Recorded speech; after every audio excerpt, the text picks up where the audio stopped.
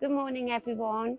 Right, today I'm back in one of my daughter's gardens, Jessica, who lives in a big terrace townhouse near to me. She bought, just a bit of background detail, she bought the house sort of the very end of 2021. It was a huge renovation project. I'll put up some stills. So the front garden here, there was nothing in it whatsoever except these two Buddleia here.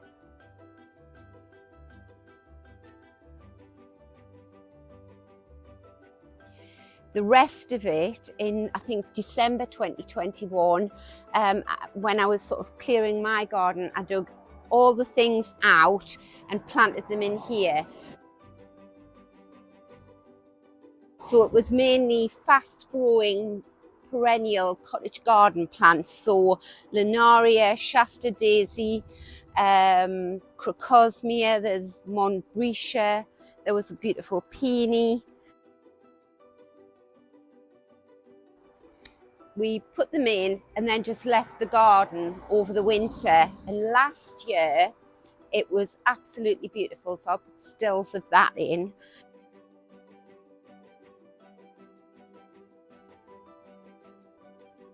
And then I started my channel.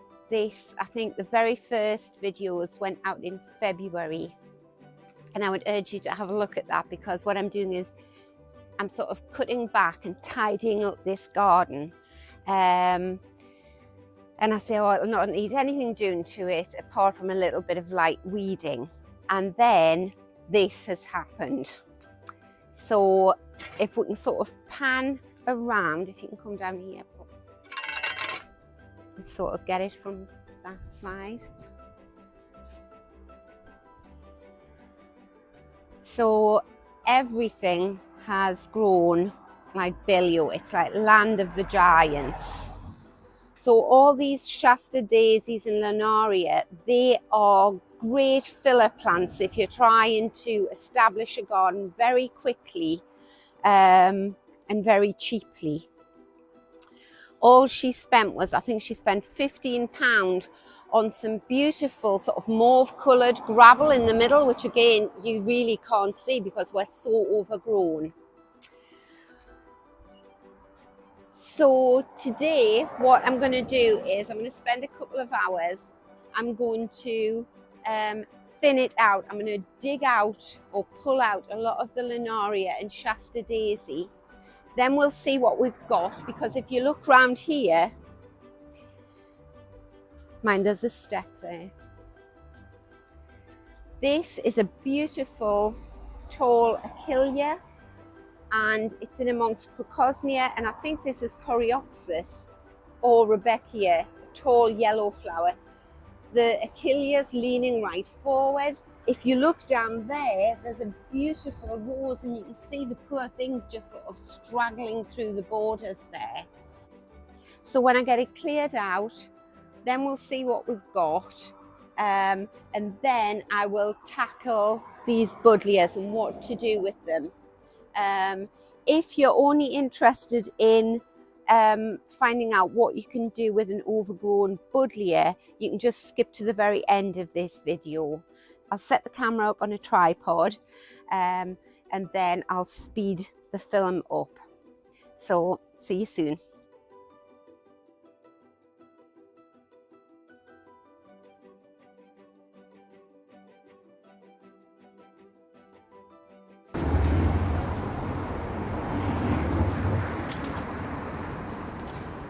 So what I'm thinking of doing here is, I hope you can see this all right, is to take all this Linaria and this Shasta Daisy out here.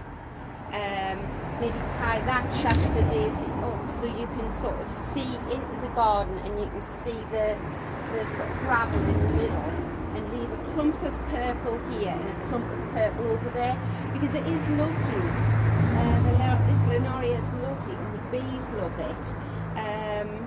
And you might think, well, it's such a shame to cut it down when it's in flower, I can guarantee when we put this down, we'll put it in a bucket of water or 2 buckets of water, and then you can either use it in your house and it'll last for at least 2 weeks in a vase, or what I've done in the past is just put the bucket somewhere strategically placed in your border, in a more shady place.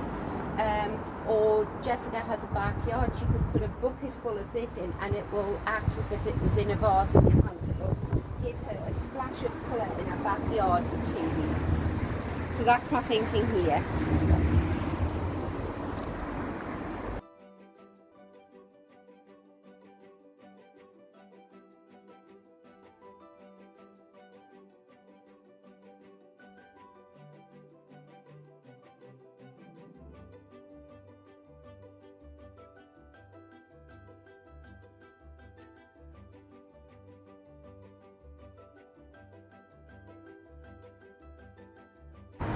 So look what we've just found in here.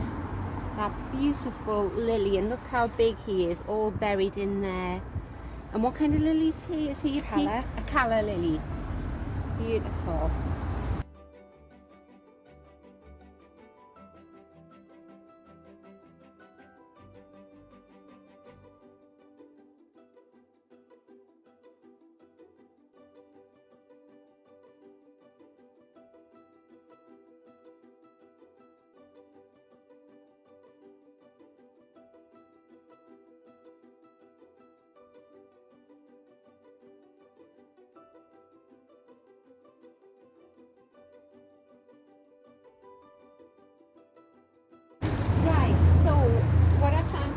When I've cleared everything out is I've got some beautiful iris there, which is nice. They're nice and structural, the leaves. They'll not do anything. They've flowered already this year, so they'll not do anything else. This is a beautiful New Zealand satin flower, and you can see how wobbly he is, and that's either because I've loosened him by digging out all this Linaria, or he's just grown tall and leggy because he was completely drowned out. So what I'm going to do is I'm going to dig out this New Zealand satin flower and I'm going to position him there in the front. But I hope you can see I think it's looking so much better already. And what I'm going to do here is I'm going to try and tie up in a very discreet way this Achillea in amongst this Rebecca or Coreopsis, whatever it is, and this Crocosmia lucifer, so that it stands up, and then we'll be able to see if we can do something to save those roses.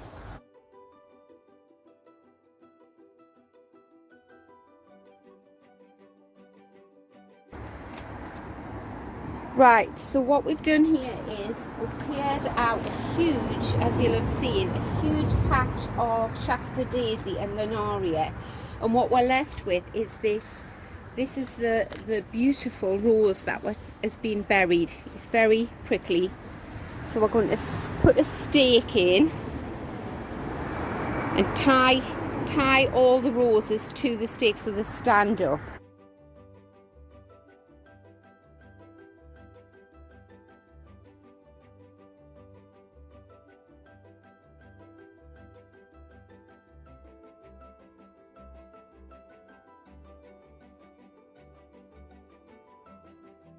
Right, what we've decided to do here to, excuse me bees, to free this calla lily is we are going to keep this Linaria because the red Crocosmia behind it looks beautiful. This daisy here isn't Shasta Daisy, it's a much tougher later flowering daisy.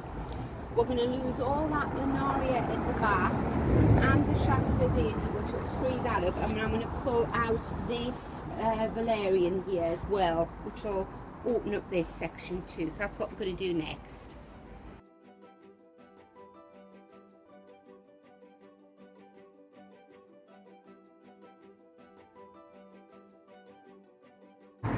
So I'll give you a brief history of why these Buddleias have got so out of hand. So these two Buddleias were here when Jessica bought the house back in the end of 2021, and they were just taken down to about a 24-inch stump, no greenery.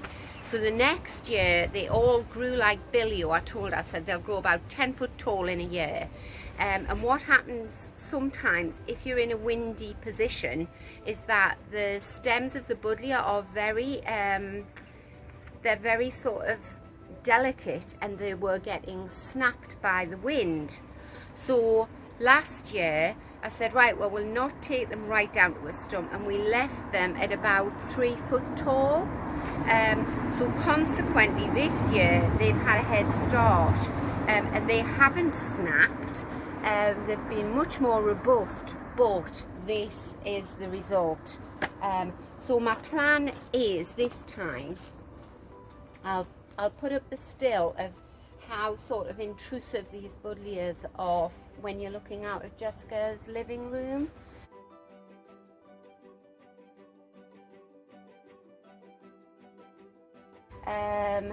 It's sort of shading all the light out of the room. So I'm going to leave this main structure up here, and I'm going to take down all of this bottom half of the Buddleia. So on this one I'm going to raise the canopy.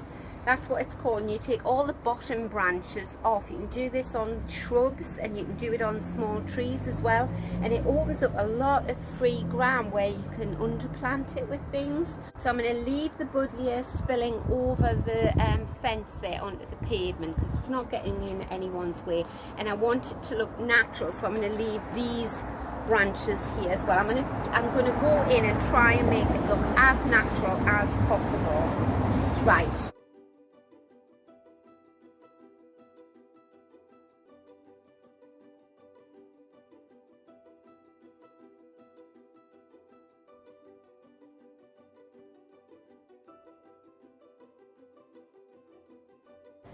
So we've had a lovely surprise when we put all this big canopy down here. We found this lovely tub of heuchera. And these, obviously heucheras like the shade, so it's been growing. There's 2 heucheras there, and surprisingly there's a rosemary in the middle which loves the sun, but that's been absolutely fine. Anyway, I digress.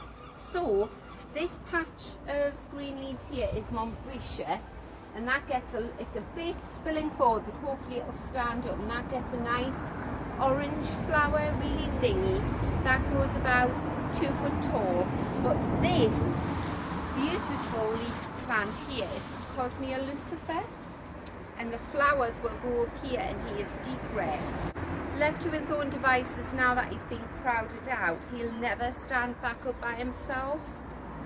So we're going to tie a piece of string to this fence, and we're going to tie it round here and winch it up. Again, you know, perfect scenario, we would have realised how big this was going to grow, and would have had everything staked much earlier, but we are where we are, so you have to sort of manage the plant. So that's what we're going to do here.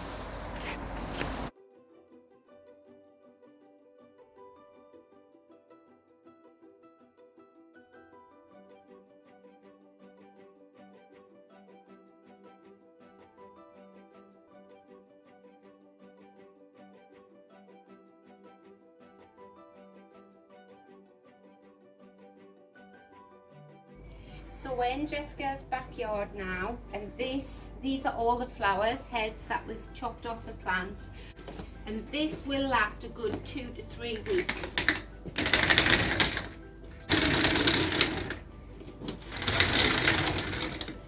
Isn't that lovely? Beautiful. So we've got a new bag of the plum slate, and we're just going, one bag won't go far, but we're going to redefine this area here.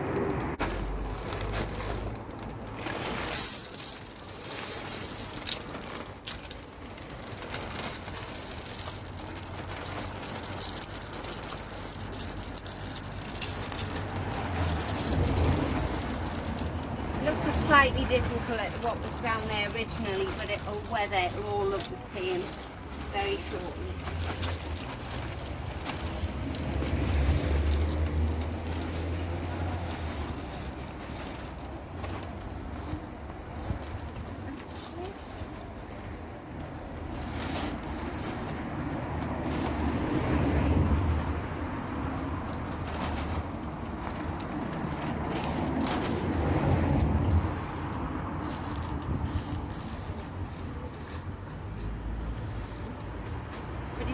Jess. Beautiful. Right, so this is the finished garden. I think it looks so much better. So we found another lovely rose tree there, but looks a little bit bare and messy at the moment. We've taken all the bottom branches off, but this is a big patch of daisies, but that will reflower this year. The crocosmia looks a bit strangulated there, but it didn't look good tied to the fence because the string was white and the fence is obviously black. But I think that looks, it doesn't look great up close, but I think from a distance it looks fine. There's lots more area for air circulation here. We've got some beautiful, hello Mr. B, lovely poppies coming up here and here.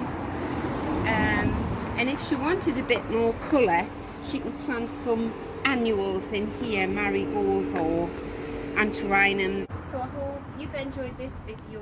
I hope it's given you some ideas. Maybe if you've moved into a new house and you think, oh, the garden's all overgrown, it's all got to come out. Actually, when you start working into a garden, you can sort of see what you have then, and there's probably a lot of plants that if you leave them to flower, you might absolutely love them. So until next time, take care. Bye bye.